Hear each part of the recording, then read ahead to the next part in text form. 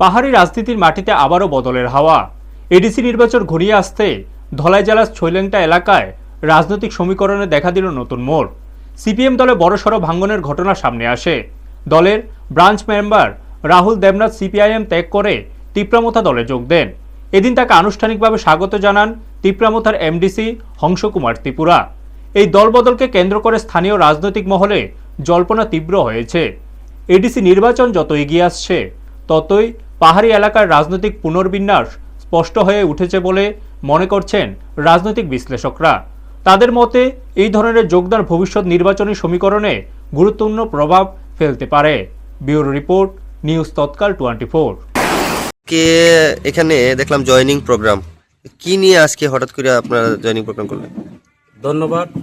আপনারা যারা social media যারা আইসেন আপনাদেরকেও ধন্যবাদ। এবং বিশেষ করে আমার ভাই, আমি চিনি ওনাদেরকে দীর্ঘদিন থেকে। তার পরিবার, তার বাবা থেকে শুরু করে তাই নেড়ে আমরা তার পরিবারকে আমরা চিনি, সিপিএমের ব্যাকগ্রাউন্ড।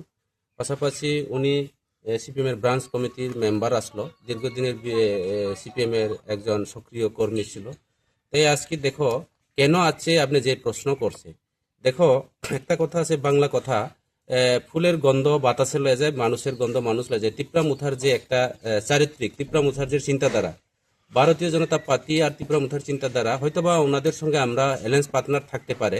এবং অ্যালায়েন্স আমরা মতাদর্শ এক না, আমাদের যে চিন্তা ভাবনা, আমাদের যে মানসিকতা, আমাদের চিন্তা ভাবনা হয়েছে আমাদের রাজ পরিবারের আগে আমাদের মহারাজা বীর বিক্রম কিশোর থেকে শুরু করে আমাদের দীর্ঘদিনের যারা 184 জনের রাজারা যেভাবে পাহাড়ি বাঙালি জাতি জনজাতি একসাথে আমরা মিলার একটা স্বয়ং সম্পূর্ণ আমাদের কাছে সেটা অভিজ্ঞতা রয়েছে।